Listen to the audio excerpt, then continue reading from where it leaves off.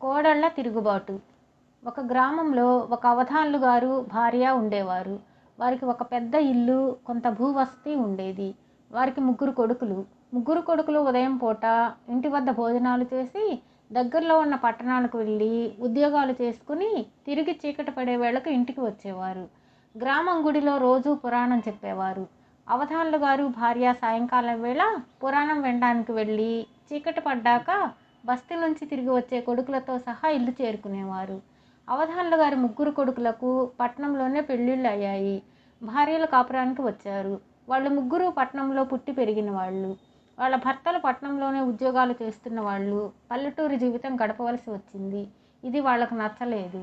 సాయంత్రం పూట అత్తమామలు పురాణం వినడానికి వెళ్ళి చీకటి పడ్డాక తమ భర్తలతో ఇంటికి తిరిగి వచ్చే మధ్యకాలంలో ఆ తోడికోడళ్ళు తమ కష్టసుఖాలు మాట్లాడుకునేందుకు బోలెడంత సావకాశం ఉండేది. ఈ దిక్కుమాలిన పల్లెటూళ్ళలో ఏమీ తోచదు అన్నది పెద్ద కోడలు. అవును అక్క, ఈ ముసలాళ్ల మూలానే మన మొగుళ్ళు ఈ పల్లెటూరు వదలకుండా ఉన్నారు అన్నది రెండోది. మా ఆయన పట్నంలో ఉద్యోగం చేస్తున్నాడనే కదా నన్ను మా వాళ్ళు ఇచ్చారు. పల్లెటూరు గబ్బిలాయిలాగే బతుకుతానని తెలిస్తే మా వాళ్ళు నన్ను ఇక్కడ ఇవ్వకనే పోదురు అన్నది మూడో ఆమె. మొగుళ్లను పోరి వాళ్ళ చేత బస్తీలో కాపురం పెట్టించడం సాధ్యమయ్యే పని కాదు. ఎందుకంటే అందుకు పెద్దవాళ్ళు ఎంత మాత్రమూ ఒప్పుకోరు. కొడుకులేమో తల్లిదండ్రుల మాట జవదాటరు. ఆ మాటకు వస్తే మనం మాత్రం ముసలాళ్ల మాట జవదాటుతున్నామా అన్నది ఒక ఆమె.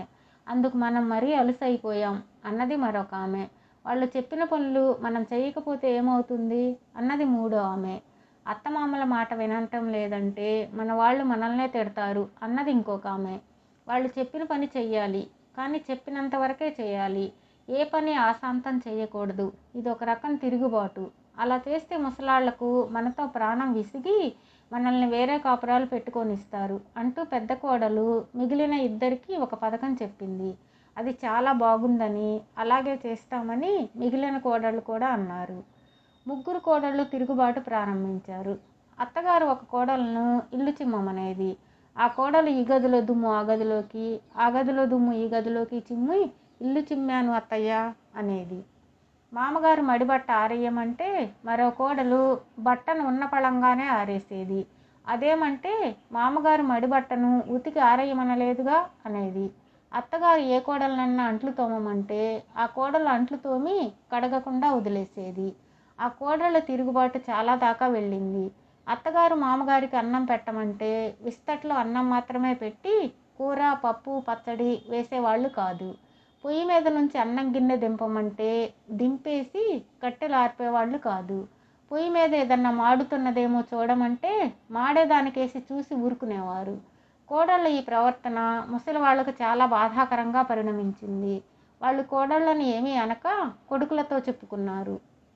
కొడుకులు అంతా విని మీరేమీ దిగులు పడకండి, వాళ్ళ సంగతి మేము చూస్తాం అన్నారు. వాళ్ళు ముగ్గురు తమలో తాము మాట్లాడుకున్నారు. వాళ్ళు తమ తమ భార్యలను సంక్రాంతి పండుగ రాబోతున్నది కదా, ఏం కావాలి అని అడిగారు. నాకు కంచిపట్టు చీర అంటే ఎంతో ఇష్టం అన్నది పెద్ద కోడలు. నాకు బంగారు గాజులంటే తగని మోజు అన్నది రెండో కోడలు. నాకు చంద్రహారం మీద అమిత సరదా అన్నది మూడో కోడలు. ఇది జరిగాక ముగ్గురు కోడళ్ళు సంక్రాంతి పండుగ కోసం ఆత్రంగా ఎదురు చూడసాగారు. మధ్య మధ్య వాళ్లకు అనుమానం వస్తూ ఉండేది. పెద్ద కోడలు తాను కోరిన కంచిపట్టు చీర ఏ రంగుదో చెప్పలేదు. రెండో కోడలు తనకే రకం బంగారు గాజులు కావాలో చెప్పలేదు. మూడో ఆవిడ చంద్రహారం బిళ్ళలు గుండ్రంగా ఉండాలో కోలగా ఉండాలో చెప్పలేదు. వాళ్ళ భర్తలు మళ్ళీ ఆ విషయం ఎత్తనే లేదు. ఇంతలో సంక్రాంతి రానే వచ్చింది. పండగ ముందు రోజు ముగ్గురు కొడుకులు ఏవేవో తెచ్చారు కూడా.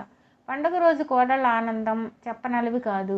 అందరూ సావిట్లో కూర్చుని ఉండగా పెద్ద కొడుకు కంచిపట్టు చీర తెచ్చి తల్లికిచ్చి, అమ్మా నువ్వు ఈ పట్టు చీర కట్టుకో, నా భార్య సంతోషిస్తుంది, దానికి కంచిపట్టు చీర అంటే చాలా ఇష్టంట అన్నాడు.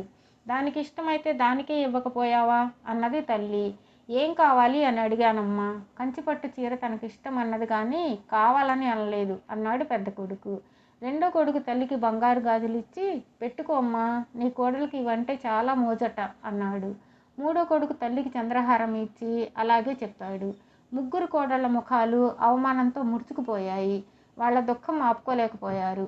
వాళ్ళ అత్తమామల కాళ్ల మీద పడి తమకు తగిన శిక్ష అయిందని క్షమించమని అడిగారు.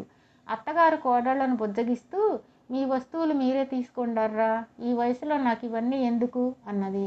అటు తర్వాత ఆ కోడళ్ళు అత్తామామలను తల్లిదండ్రుల కన్నా ఎక్కువగా చూసుకుంటూ బుద్ధిగా మసులుకున్నారు.